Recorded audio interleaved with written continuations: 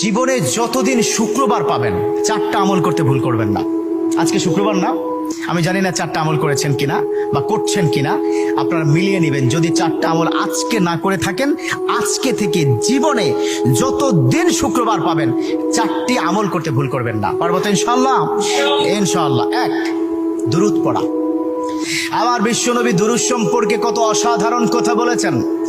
একজন সাহাবা এসে বললেন, ইলা রাসূলুল্লাহ সাল্লাল্লাহু আলাইহি ওয়াসাল্লাম, ও নবী, আমি যদি আপনার প্রতি দিনের 1/3 ধরে দুরূদ শরীফ পড়ি আমি কি নিয়ামত পাবো?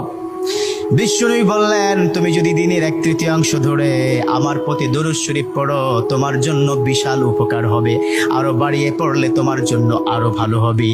সাহাবা মহা খুশি হয়ে গেলেন, ইয়া রাসূলুল্লাহ, আমি দিনের অর্ধেক সময় জুড়ে যদি আপনার প্রতি দুরূদ শরীফ পড়ি তাহলে কি হবে?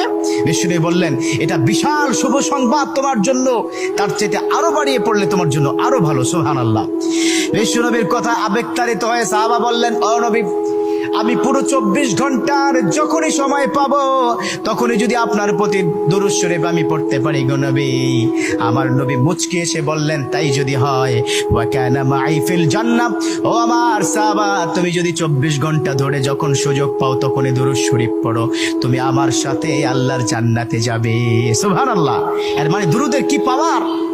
দুরূদ এত অসাধারণ। কেউ যদি মান করা দুরুদান, যে ব্যক্তি দুরূদ পড়বে আল্লাহ পাক তার মর্তবা, তার মর্যাদা 10 গুণ বৃদ্ধি করে দিবে। সুবহানাল্লাহ পড়েন।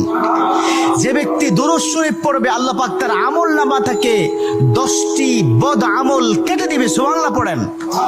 যে ব্যক্তি দুরূদ শরীফ পড়বে আল্লাহ পাক তাকে 10টি নিয়ামত দান করবেন, যে নিয়ামত সে কখনো ভাবতে পারেনি। সুবহানাল্লাহ পড়েন। তার মানে দুরূদ শরীফ কি কত অসাধারণ না? মান লাজিমাল ইস্তিগফার। দ্বিতীয়টি হচ্ছে ইস্তেগফার পড়া। জুমার দিনে অবশ্যই ইস্তেগফার পড়বেন। ইস্তেগফার কত অসাধারণ কথা। মান লাজিমাল ইস্তেগফার, যে ইস্তেগফারটাকে লাজিম করে নেয়, অর্থাৎ কথায় কথায় সময় পেলে আস্তাগফিরুল্লাহ আস্তাগফিরুল্লাহ আস্তাগফিরুল্লাহাল্লাযী লা ইলাহা ইল্লা হুয়াল হাইয়ুল কাইয়্যুম ওয়া আতুবু ইলাইহি। কোথাও ভুলে হয়তো একটু ফেসবুকে কোন একটা নারীর ছবি চলে আসলো, আস্তাগফিরুল্লাহ স্কিপ করে দিল। এরকম ইস্তেগফার যে ব্যক্তি লাজিম করে নিল, কথায় কথায় সুযোগ পেলে যে ইস্তেগফার পড়ে, আল্লাহ পাক তার পিছনের গুনাহগুলো ক্ষমা করে দেয়। সুবহানাল্লাহ। তৃতীয় নম্বর কাজ দেব, জুমার দিনে ভুল করবেন না, সেটা হলো ফজরের নামাজটা আদায় করতে ভুল করবেন না। এখন যদি আমি জিজ্ঞাসা করি, মাশাআল্লাহ, এখানে যতজন আছেন আজকে ফজরের নামাজ পড়ছেন কিনা, মনে হয় না আমি খুব বেশি পাবো যে ফজরের নামাজ পড়েছেন। আর 4 নম্বর যেটা হচ্ছে, জুমার দিনে যতদিন জুমার দিনে আপনি পাবেন সবার আগে মসজিদে প্রথম কাতারে আসবেন। বিশ্বনবীর হাদিস,